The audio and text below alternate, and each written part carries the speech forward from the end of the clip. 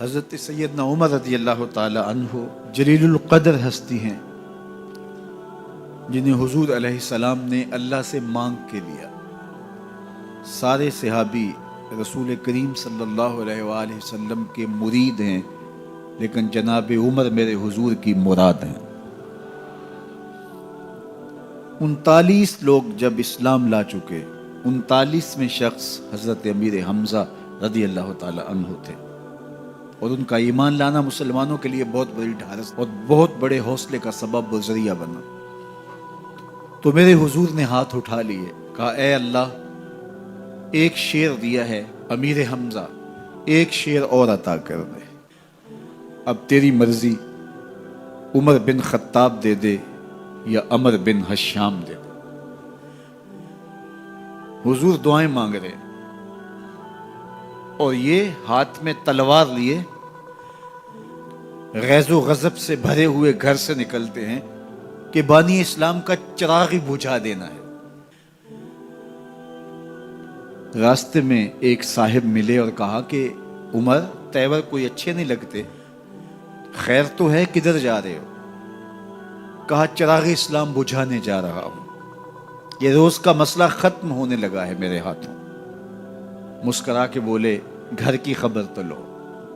کہا میرے گھر کو کیا ہوا؟ کہا تمہاری بہن فاطمہ بھی نوکر بن گئی ہے رسول اللہ صلی اللہ علیہ وسلم۔ غصے سے بھرے ہوئے اپنی بہن کے گھر کا رخ کرتے ہیں، اندر سے قرآن پڑھنے کی آواز آ رہی، غصہ اور بڑھ جاتا ہے، دروازے کو زور زور سے کھٹکھٹاتے ہیں۔ اہل خانہ سمجھ گئے ماجرا کیا ہے، گرجدار آواز ہے جناب عمر کی، دروازہ کھولو۔ جلدی سے معلم کو چھپا دیا اور بہن آگے بڑھ کے دروازہ کھولا۔ کہا تم سابی ہو گئے ہو، دین چھوڑ دیا تم نے، بتوں کی وفا ترک کر دی اور بے تحاشا مارنا شروع کیا۔ بہن کا سر پھٹ جاتا ہے، خون بہنے لگتا ہے اور یہ مارتے چلے جاتے ہیں۔ فاطمہ بنت خطاب بولی عمر، تم خطاب کے بیٹے ہو، سنو میں بھی خطاب کی بیٹی، جو ظلم جو جبر کرنا ہے کرو، میں محمد عربی کا دامن نہیں چھوڑوں گی۔ سوچنے پہ مجبور ہو جاتے ہیں وہ کون سی طاقت ہے جس نے بجلیاں بھر دی اس کے اندر۔ کہا جو تم پڑھ رہے تھے مجھے بھی سنا سکتے ہو؟ کہا تمہیں غسل کرنا ہوگا۔ عمر اپنے بدن کو دھو رہے ہیں، میرا رب دل دھو رہا ہے۔ اتنے میں معلم بھی قرآن لے کر آ جاتے ہیں اور قرآن کی تلاوت ہونے لگتی ہے۔ طٰہٰ ما انزلنا علیک القرآن لتشقیٰ، 14ویں رات کے محبوب چاند، ہم نے قرآن اس لیے نازل تو نہیں کیا تھا کہ تم مشقت میں پڑ جاؤ۔ بے تاب ہو گئے، کہا عمر کی عمر برباد ہو گئی، مجھے لے چلو حضور کی چوکھٹ پہ۔ تلوار حمائل کی ہے، بہنوئی ساتھ ہیں،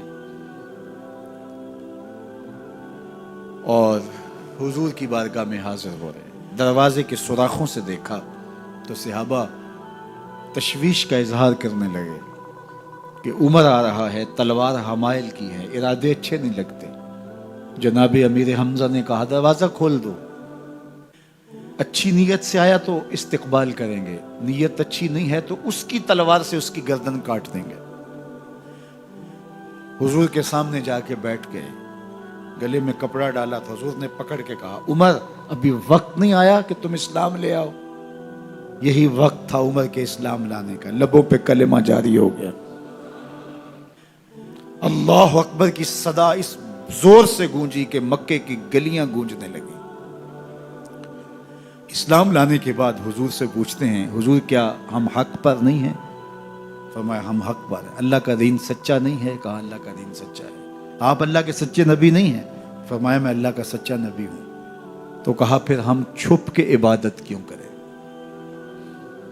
اب مسلمانوں کی 2 صفیں بنتی ہیں، ایک صف کی قیادت امیر حمزہ کرتے ہیں، دوسری صف کے آگے آگے عمر بن خطاب چلتے ہیں، اور حضور درمیان میں ہیں، اور یہ ملکوتی قافلہ صحن حرم میں آ کے اعلانیہ عبادت کرتا ہے۔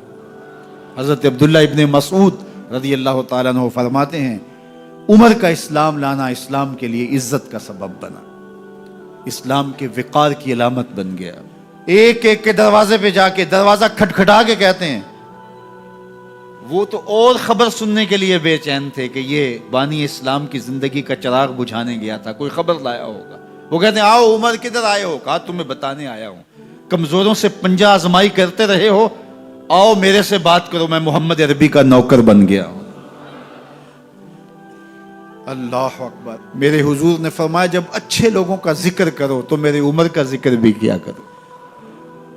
میرے عمر کی زبان پر حق بولتا ہے، سچ بولتا ہے۔ ان الشیطان یفر من ظل عمر، عمر کے سائے کو دیکھ کے شیطان بھاگتا ہے۔